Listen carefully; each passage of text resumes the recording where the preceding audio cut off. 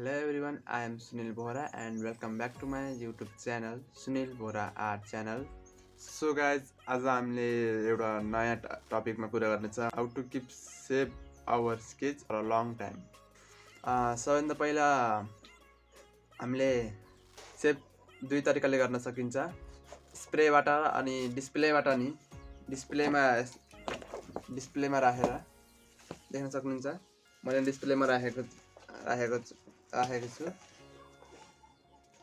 डिस्प्लेमा राख्दाखेरि तपाईको के हुन्छ भन्दाखेरि त्यो हाम्रो पार्टिकल हुन्छ नि ब्ल्याक खालको हामीले जुन स्केच बनाउँछौं त्यो चाहिँ पेपरमा छापिन्छ रहेछ। मसँग मैले नि पहिलाको डिस्प्ले बुकमा राख्दाखेरि त्यस्तै पुरै डिस्प्ले बुक नै बिग्रेको थियो। टिप्स चाहिँ दोस्रो चाहिँ तपाईले स्प्रेबाट नि लाएर स्प्रे फिक्सेटिभ स्प्रेको युज गरेर तपाईले सेभ गर्न सक्नुहुन्छ अनि हेयर स्प्रेबाट नि तपाईले सेभ गर्न सक्नुहुन्छ। तर दुईटै काम एउटै हो तर हेयर स्प्रे युज गर्दाखेरि तपाईलाई कम बजेटमा तपाईले सेभ गर्न सक्नुहुन्छ। तपाईको फिक्सेटिभको प्राइस चाहिँ 554 सम्म 600 सम्म पर्छ र हेयर स्प्रेको नर्मली 300 सम्म आउँछ। तर मैले पनि धेरै जसो स्केचहरुमा हेयर स्प्रेकै युज गर्छु। मैले अहिलेसम्म स्टार्टिङदेखि अहिलेसम्म मैले हेयर स्प्रेकै युज गरिरहेको छु। हेयर स्प्रेको युजबाट तपाईले कम मूल्यमा नि तपाईले सेभ गर्न सक्नुहुन्छ।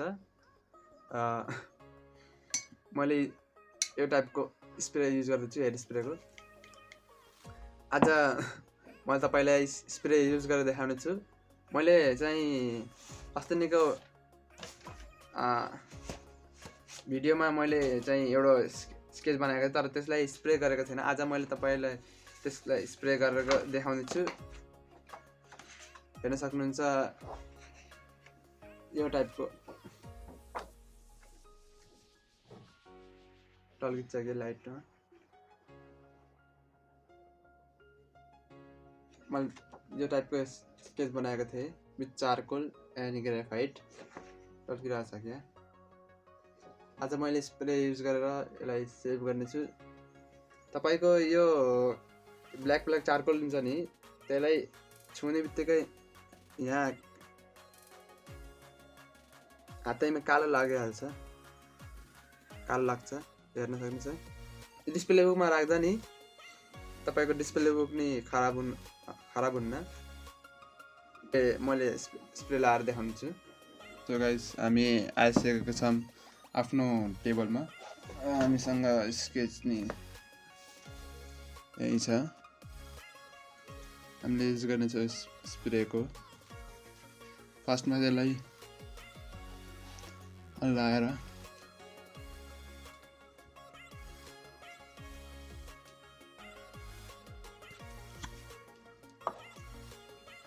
अलि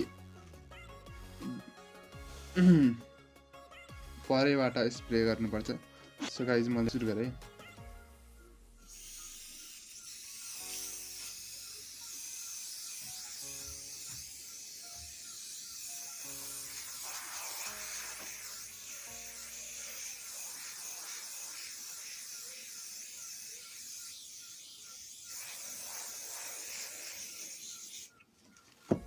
हेर्न सक्नुहुन्छ स्प्रे लाएर हल्का डार्कनेस बढी छ।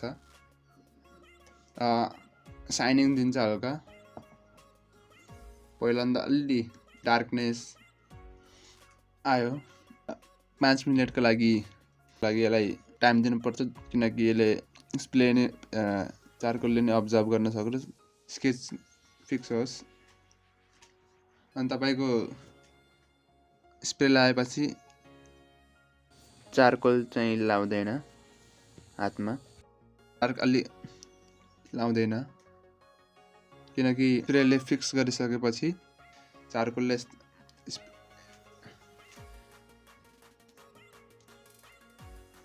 अघिको भन्दा अलि लाकै हैन है, हेर्नुस्।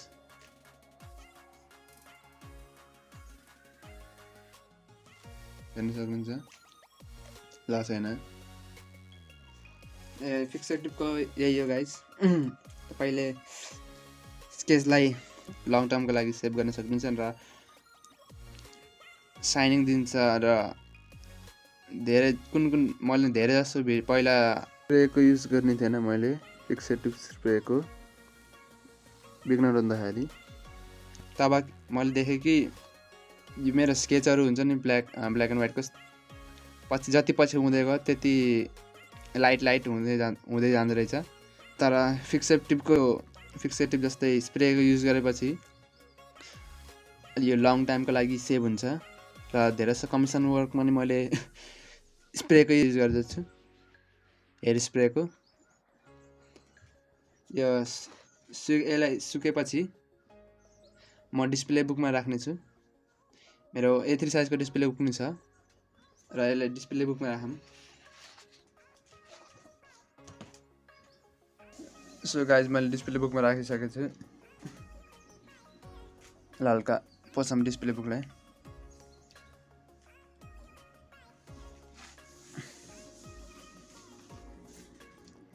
स्क्रैचेस हुनबाट जस्तै कि धुलोबाट बचाउन सकिन्छ डिस्प्ले बुकमा राख्दा नि। आज मैले तपाईलाई सिकाएँ कसरी स्केचलाई लङ टाइमको लागि सेभ गर्न सकिन्छ। आई होप तपाईलाई यो भिडियो राम्रो लाग्यो भने लाइक गरिदिनु होला र च्यानलमा नयाँ छ भने सब्स्क्राइब गरिदिनु होला। केही कुरामा डाउट लागेमा कमेन्टमा गरेर भनिदिनु होला।